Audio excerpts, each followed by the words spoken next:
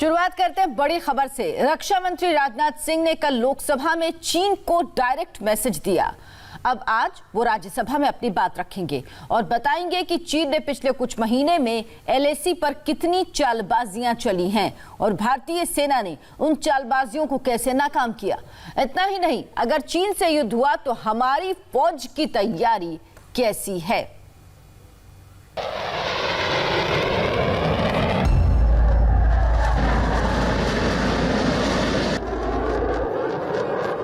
देश के रक्षा मंत्री राजनाथ सिंह ने एलएसी से जुड़ी एक एक बात, चीन की एक एक हरकत के बारे में बताया।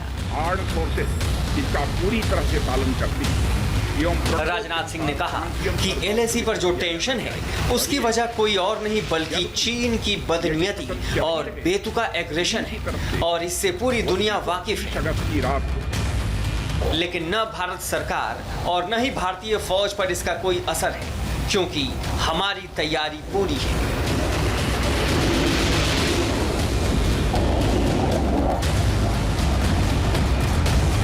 हमारे विभिन्न रक्षा मंत्री ने लोकसभा में कहा कि चीन न तो पुराने समझौते को मान रहा है, न बातचीत में हुई सहमति पर टिक रहा है और न ही एलएसी को लेकर बने मैकेनिज्म को फॉलो कर रहा है। राजनाथ सिंह ने बताया कि चीन ने एलएसी पर भारी तादाद में सैनिकों और हथियारों की तैनाती कर दी है, इसलिए भारत ने भी उससे कहीं अधिक संख्या में तैयारी की है।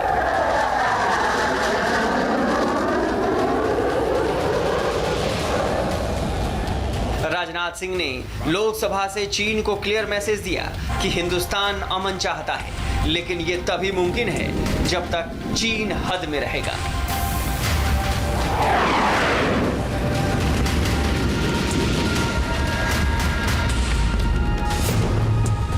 अभी की स्थिति के अनुसार चाइनीज साइड ने एलएसी और अंदरूनी क्षेत्रों में बड़ी संख्या में सैनिक टुकड़ियां और गोला बारूद मोबिलाइज किया हुआ है।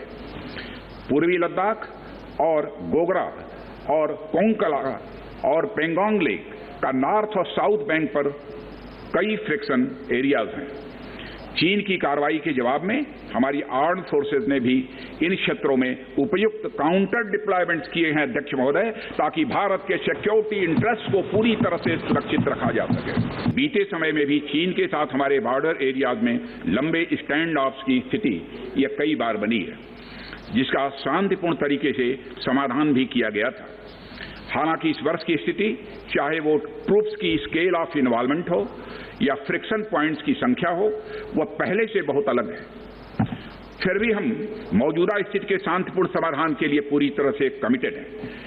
इसके साथ साथ मैं सदन को आश्वस्त करना चाहता हूं कि हम सभी परिस्थितियों से निपटने के लिए भी तैयार हैं। सदन को आश्वस्त रहना चाहिए कि हमारी आर्म्ड फोर्सेस इस चुनौती का सफलतापूर्वक सामना करेंगी और हमारी आर्म्ड फोर्सेस साथ ही साथ जिस प्रकार की उनके द्वारा आज भी कार्रवाई की जा रही है, जिस प्रकार से सीमा की रक्षा की जा रही है, हम सबको अपनी हमारी आर्म्ड फोर्सेस के ऊपर गौरव है।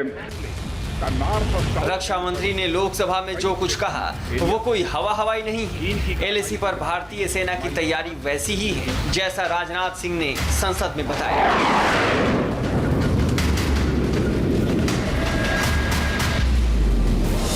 एलएसी पर वार जैसी सिचुएशन के दौरान हमारे जवानों की तैयारी कैसी है, वो आप इंडिया टीवी के डिफेंस एडिटर से सुनिए। भारतीय सेना आईटीबीपी के जवान, उनका पूरा लोड यहाँ पहुँच चुका है और इसीलिए अब एक एक करके ये नीचे की तरफ उतर रहे हैं। इंडिया टीवी आपको दिखा रहा है फॉरवर्ड एयरबेस की तस्वीर, जहाँ पर इस समय आप देखें तो तमाम जो जवान हैं वो अपना सामान और जो बड़े बड़े लोडर्स हैं उसके जरिए इन सामानों को निकाला जाएगा। आप देखेंगे यहाँ पर प्रोटोकॉल फॉलो करते हुए साथ में सामान लोडेड है और यही वजह है कि जितने भी इस समय जवान यहाँ पर आए हैं उनको पूरी तरीके से मॉनिटर किया जा रहा है, चेक किया जा रहा है। एक C-17 ट्रांसपोर्ट एयरक्राफ्ट इधर है तो वहीं दूसरा आप देखेंगे तो उधर ठीक सामने जो पूरा सामान है वो भरा पड़ा है। इसका मतलब बिल्कुल साफ है कि फॉरवर्ड लाइन तक पहुंचाने के लिए एक मेन इंपॉर्टेंट स्ट्रेटेजिक लाइफलाइन के तौर पर काम कर रहा है। इसीलिए दिन और रात इस समय फॉरवर्ड एयरबेसिस पर लगातार सॉर्टी जारी है। राजनाथ सिंह ने 29 और 30 अगस्त को चीनी सैनिकों की घुसपैठ की कोशिश के बारे में लोकसभा को विस्तार से बताया। रक्षा मंत्री ने कहा कि एलएसी पर तनाव कम करने के लिए दोनों देशों की तरफ से कई स्तर पर बातचीत हो रही थी। कमांडर लेवल पर भी बातचीत हो रही थी, विदेश मंत्री स्तर पर भी बात हो रही थी और तो और राजनाथ सिंह ने कहा कि खुद चीन के रक्षा मंत्री ने उनसे बात की।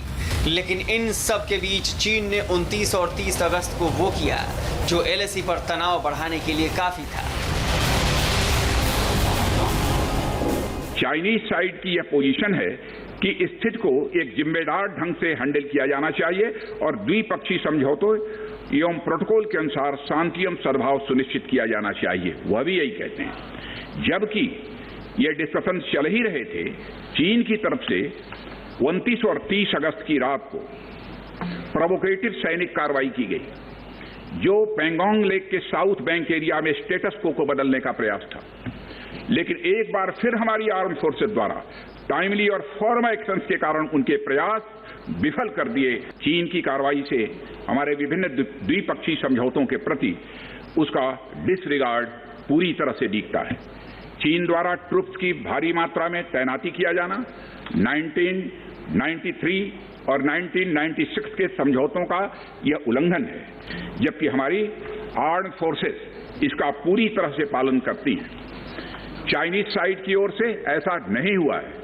इस वर्ष हाल की घटनाओं में चाइनीज फोर्सेस का वायलेंट कंडक्ट सभी म्यूचुअली एग्रीड नॉर्म्स का पूरी तरह से उल्लंघन है।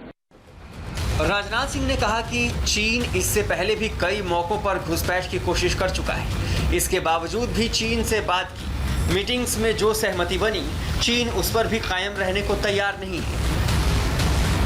रक्षा मंत्री ने कहा कि हमारे जांबाज सैनिकों ने गलवान वैली में चीन के फौजियों को सबक सिखाया, लेकिन उसके बाद भी चीन की हरकतें संदेह पैदा करने वाली हैं। सरहद पर तनाव है और हमारी फौज भी हर तरह की चुनौती का जवाब देने के लिए तैयार है।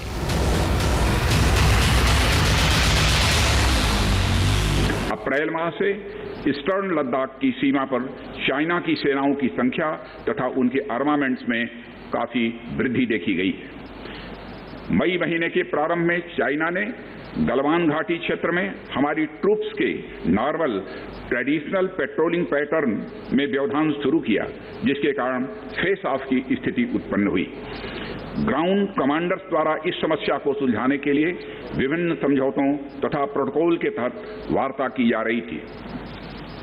इसी बीच मई महीने के मध्य में चाइना द्वारा वेस्टर्न सेक्टर में कई स्थानों पर एलएसी पर ट्रांसग्रेशन करने की कोशिश की गई।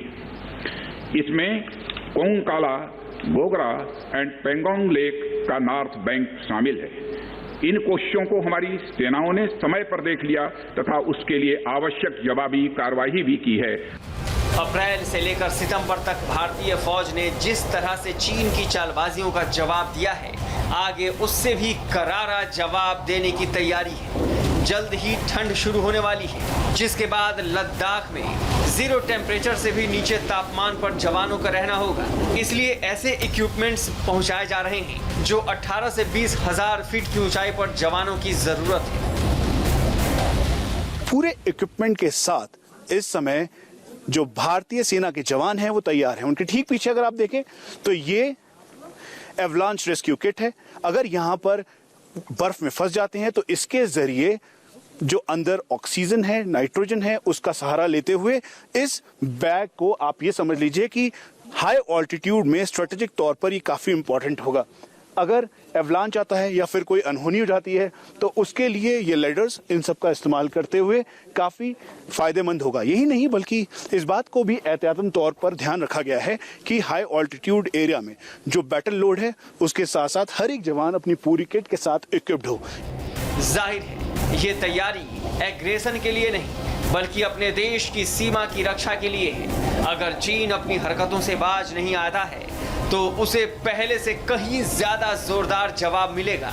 और आज इन्हीं तैयारियों को लेकर रक्षा मंत्री राज्यसभा में अपनी बात रखेंगे।